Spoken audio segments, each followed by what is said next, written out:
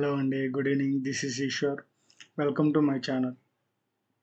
Nifty 3 points gain అయ్యి 22,335 దగ్గర closing ఇచ్చింది.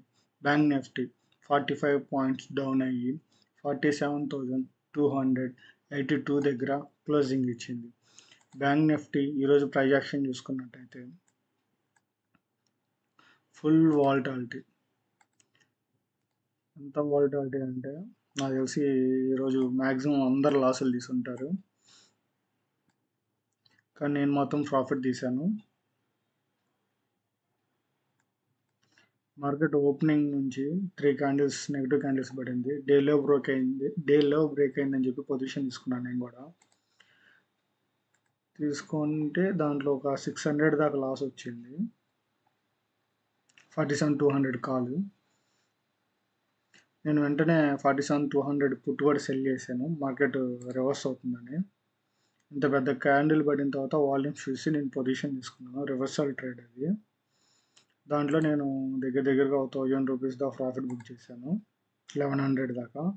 ఓవరాల్ ప్రాఫిట్ వచ్చేసరికి 3,500 నేనైతే ఈరోజు బుక్ చేశాను. ఇంకా మనం ఫస్ట్ హాఫ్ మాత్రం ఒక 11 వరకు ఫుల్ వాలటాలిటీ ఉంది. తర్వాత మార్కెట్ అంతా రేంజ్లోకి వెళ్ళిపోయింది. ఇప్పుడు మనం రేపు అనాలిసిస్ చూసుకున్నట్టయితే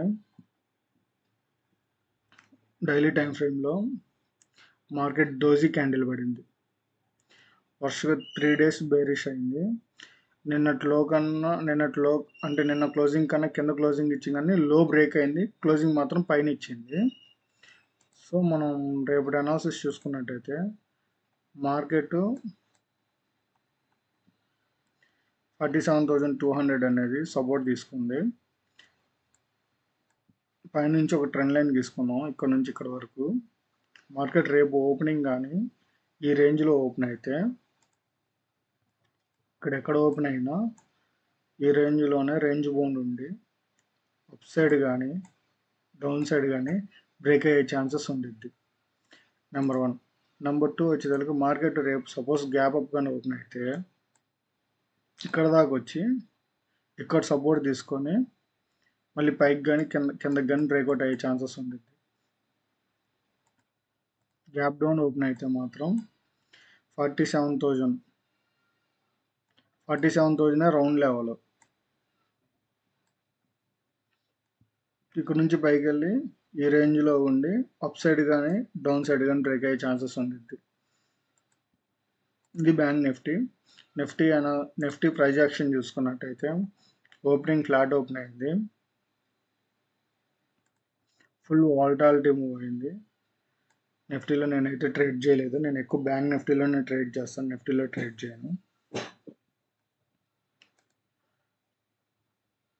నిఫ్టీ డైలీ టైం ఫ్రేమ్లో చూసుకున్నట్టయితే మనం 3 డేస్ నుంచి చెప్పుకుంటున్నట్టు ఇది మాత్రం ఇంకా ఛానల్ అయితే బ్రేక్ చేయలేదు.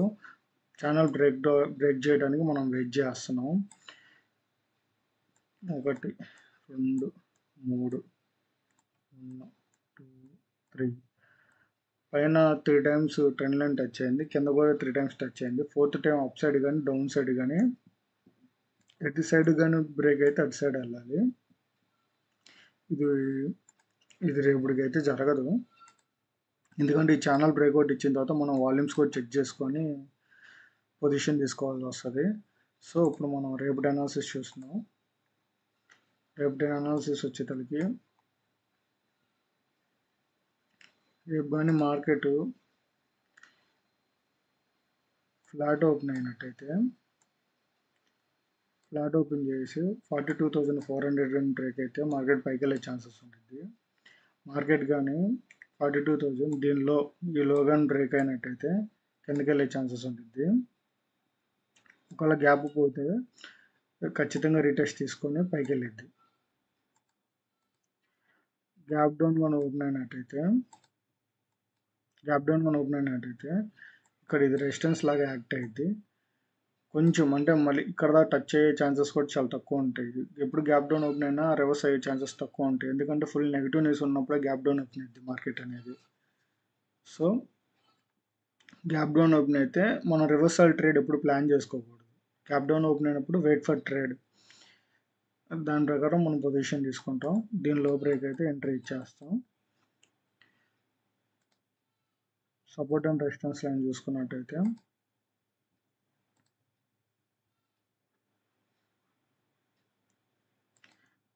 22,300 సపోర్టు, 22,400 రెసిస్టెన్స్.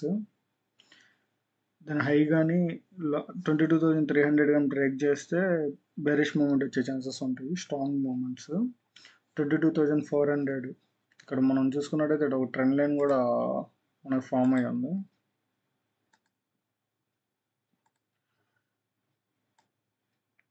ఈ లైన్ బ్రేక్ అయితే మనకి స్ట్రాంగ్ అప్ మూమెంట్ ఇక్కడ దాకా వచ్చే ఛాన్సెస్ ఉంటుంది. బ్యాంక్ నిఫ్టీ చూసుకున్నట్టయితే సపోర్ట్ అండ్ రెసిస్టెన్స్ లైన్స్ 47,000 సపోర్ట్గా తీసుకుంటాం, 47,500 రెసిస్టెన్స్గా తీసుకుంటాం. థ్యాంక్ యూ అండి. జై హింద్.